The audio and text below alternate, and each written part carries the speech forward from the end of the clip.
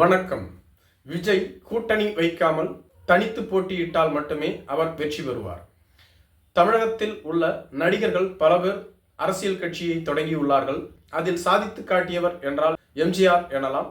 அதன் பிறகு விஜயகாந்த் என்று கூட கூறலாம். அதே சமயத்தில் விஜயகாந்த் பிற்காலத்தில் சறுக்கிவிட்டார் என்பதில் மாற்று கருத்து இல்லை. தமிழகத்தில் தற்பொழுது கட்சி தொடங்கக்கூடிய அனைத்து நடிகர்களுமே அதிமுக, திமுக என்ற இரு கட்சிகளையும் வீழ்த்துவோம் என வீரவசனம் பேசிக்கொண்டுதான் கட்சியை தொடங்குகிறார்கள். ஆனால் 1-2 தேர்தல்களில் போட்டியிட்டு அவர்கள் தோல்வி அடைந்து விடுகிறார்கள். இதனால் எந்த கட்சியை எதிர்ப்பேன் என்று கூறி அரசியலுக்கு வந்தார்களோ அதே கட்சியோடு கூட்டணி அமைத்து விடுகிறார்கள். குறிப்பாக விஜயகாந்த், கமலஹாசன் போன்றவர்களை கூறலாம். விஜயகாந்தும் கமலஹாசனும் இந்த இரு கட்சிகளுக்கு எதிராகத்தான் பேசி அரசியல் செய்தார்கள். இவர்களது ஆரம்பகால அரசியலும் அப்படித்தான் இருந்தது. ஆனால் இருவருமே இந்த இரு கட்சிகளோடு கூட்டணி அமைத்து விட்டார்கள். இவர்கள் கூட பரவாயில்லை. பாக்யராஜ், டி ராஜேந்தர், சரத்குமார் என பல திரைப்பிரபலங்கள் அரசியல் கட்சியை தொடங்கினார்கள். ஒரு சிலர் தங்கள் கட்சியை கலைத்துவிட்டு வேறு கட்சியில் இணைந்து விட்டார்கள். ஒரு சிலரின் கட்சி இருக்கிறதா இல்லையா என்றே தெரியாத நிலையில் உள்ளது. இப்படிப்பட்ட சூழ்நிலையில் விஜய் அவர்களும் ஒரு புதிய அரசியல் கட்சியை தொடங்கியுள்ளார். இந்த கட்சி வெற்றி பெற வேண்டும் என்றால் அதிமுக, திமுக என்ற இரு கட்சிகளோடும் கூட்டணி அமைக்க கூடாது. விஜயை தற்பொழுது ஆதரிக்கக்கூடியவர்கள் இந்த இரு கட்சியையும் எதிர்ப்பவர்கள். அதிமுகவும் வேண்டாம், திமுகவும் வேண்டாம் என்ற நடுநிலை மனப்பான்மையில் உள்ளவர்கள் மட்டுமே தற்பொழுது விஜயை ஆதரிக்கிறார்கள். மேலும் விஜயின் ரசிகர்கள் விஜயை ஆதரிக்கின்றார்கள். விஜயின் ரசிகர்கள் எப்பொழுதும் விஜய்க்கான வாக்குகளை மாற்றி போட மாட்டார்கள். அதே சமயத்தில் நடுநிலை வாக்காளர்கள் விஜயை நம்பி, அதாவது திமுக, அதிமுகவின் எதிர்ப்பு வாக்குகள் தற்பொழுது விஜய்க்கு கிடைக்கும்.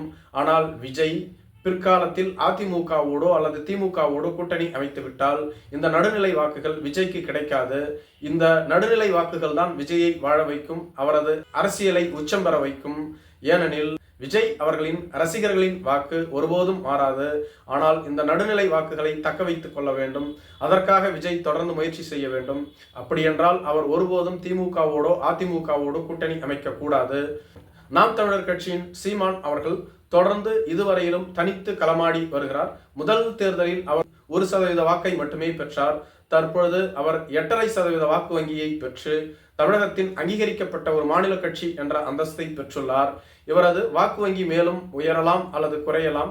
அதே சமயத்தில் இவர் இதுவரையிலும் தனித்து களமாடி ஒரு சிறப்பான கட்சியாக தங்களை முன்னிறுத்தி வருகிறார். இதுபோன்று ஒரு தைரியத்தோடு விஜய் அவர்கள் அதிமுகவோடும் திமுகவோடும் சேராமல் தனித்து களமாடினால் அவர் ஒரு காலத்தில் மிகப்பெரிய வெற்றியை ருசிப்பார் என்பதில் மாற்று கருத்தில்லை.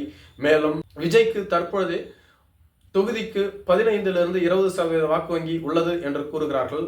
ஆனால் 10% வாக்கு வங்கி கிடைத்தால் கூட அது விஜய்க்கு மிகப்பெரிய வெற்றி.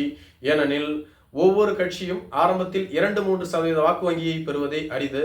ஆனால் விஜய்க்கு தொகுதிக்கு 10க்கும் மேற்பட்ட வாக்கு வங்கி கிடைத்தால் ஆரம்ப தேர்தலிலேயே அந்த கட்சி அங்கீகரிக்கப்பட்ட மாநில கட்சியாக அறிவிக்கப்பட்டுவிடும்.